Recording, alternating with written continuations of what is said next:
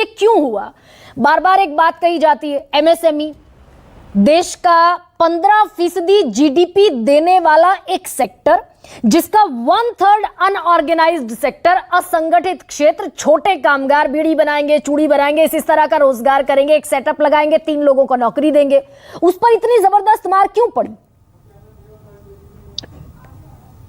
गरिमा जी, सबसे पहले आपको और सभी पैनलिस्ट को मेरा प्रणाम। सर प्रणाम। देखिए, हकीकत नंबरों में है, थोड़ा अगर हम डिटेल में जाएंगे तो सब कुछ सामने आ जाएगा, और उसके सॉल्यूशन भी क्या है वो भी मैं आपके साथ चर्चा करूंगा। मेरे को सिर्फ 1-1.5 मिनट का वक्त दीजिए, मैं आंकड़े कुछ आपके सामने रख रहा हूं। देखिए, एक रिपोर्ट फोर्ब्स की अगर आप देखें फरवरी 2024 की, उसमें बहुत क्लियर है कि करीब हमारे देश में 6.33 करोड़ एमएसएमई है, जिसमें से करीब 6.3 करोड़ माइक्रो है, मतलब बिल्कुल जो 1-2 लोगों को रोजगार देते हैं। कुल रोजगार करीब 12.36 करोड़ हमारे पास एमएसएमई सेक्टर में आता है। ये आंकड़े को आप ध्यान में रखिए, और फिर आपको मैं बताऊंगा कि ये बेरोजगारी क्यों बढ़ रही है। अगर आज भारत का बाजार बढ़ रहा है, कंज्यूमर अगर खपत कर रहा है, तो चल हो जा शुरू। केसरिया से मन जोगी हुआ रे, दिल झूमे देखो पतवारा हुआ रे, दिल झूमे देखो पतवारा हुआ रे। हर पल मनाओ केसरी त्योहार। विमल, बोलो जुबान केसरी। उसको सप्लाई कौन कर रहा है, तभी तो हम रोजगार और इंडस्ट्री लगा पाएंगे। 2014 में जो चाइना से इंपोर्ट होता था वो था $58 बिलियन।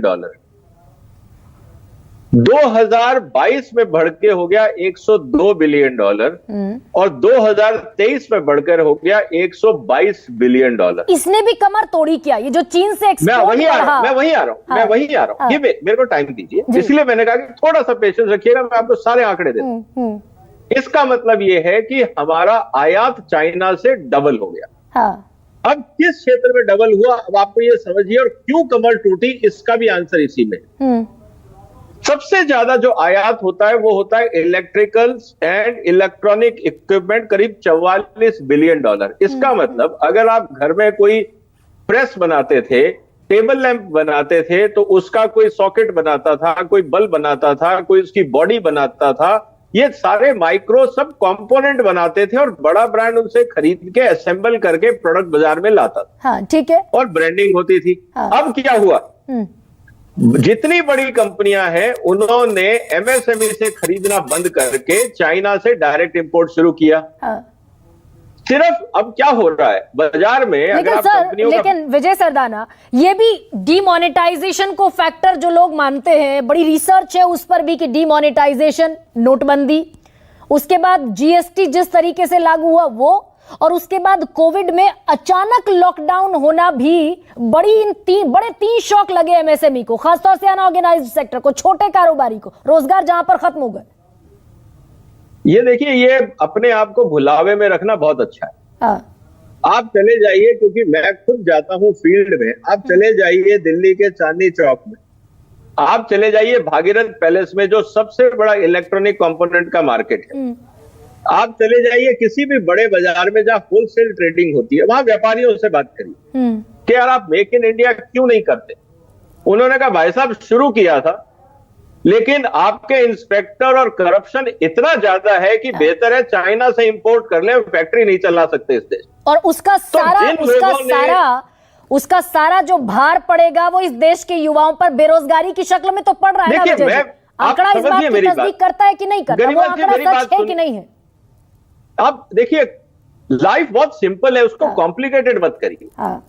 मैं हूं व्यापारी, मुझे धंधा करना है, मेरी दुकान है चांदनी चौक में, भागीरथ पैलेस में, सदर बाजार में, जो होलसेल मार्केट है, दिल्ली से सारा माल जाता है हरियाणा, पंजाब, हिमाचल, जम्मू कश्मीर वगैरह वगैरह वगैरह। ठीक है, होता क्या है, जब मैं परेशान हूं तो मुझे तो अपनी दुकान चलानी है, मैंने फैक्ट्री लगा रखी है, 15-20 आदमी रखे हुए हैं, दुकान का खर्चा निकालना है, घर भी चलाना नहीं। लेकिन करप्शन खत्म करना विजय जी सरकार की जिम्मेदारी है कि नहीं है भाई? अगर करप्शन के चलते, मैं इसीलिए कहना चाह रहा हूं ये सारी चीजें सबके सामने है। क्या सरकार हाँ, सेक्टर बाय सेक्टर जितने एचएस कोड के चैप्टर है, 84 चैप्टर है हमारे एचएस में, क्या इलेक्ट्रॉनिक मशीन को, टेक्सटाइल मशीन की इंडस्ट्री को, फूड इंडस्ट्री को, केमिकल इंडस्ट्री को, ऑर्गेनिक इंडस्ट्री को, प्लास्टिक इंडस्ट्री को, क्या भारत सरकार बुलाएगी और उनसे पूछेगी कि भाई साहब आपको कौन से कानून में क्या दिक्कत है, हमें बताइए, हम हटाने को तैयार है ताकि आप तो मेक इन यहाँ इंडिया पर पॉलिसी मेकिंग में एक लैक, विजय जी, अगर मैं मोटा मोटी पूछूं तो ये जो बेरोजगारी की तादाद में जब जब बताती हूं ना, तो मुझे खुद अच्छा नहीं लगता कि मैं ये बता रही हूं कि मेरे देश में लेबर फोर्स पार्टिसिपेशन मात्र 40% है। मुझे खुद अच्छा नहीं लगता मैं इंटरनेशनल लेबर ऑर्गेनाइजेशन की वो रिपोर्ट साझा करूं कि 83% इस देश में बेरोजगार युवा हैं। तो यानी कि पॉलिसी मेकिंग लैक हुआ कि नहीं हुआ? मैडम, एज ए कंज्यूमर मुझे भी दुख होता है जब मैं अपने घर में कोई चाइना का बना हुआ प्रोडक्ट लाके लगाता हूं। हाँ, लेकिन मेरा व्यापारी, मेरा दुकानदार ये बोलता है भाई साहब क्या करें, हिंदुस्तान में आप बनाने नहीं सुखदेव देते। भगत मेरे साथ हम हैं।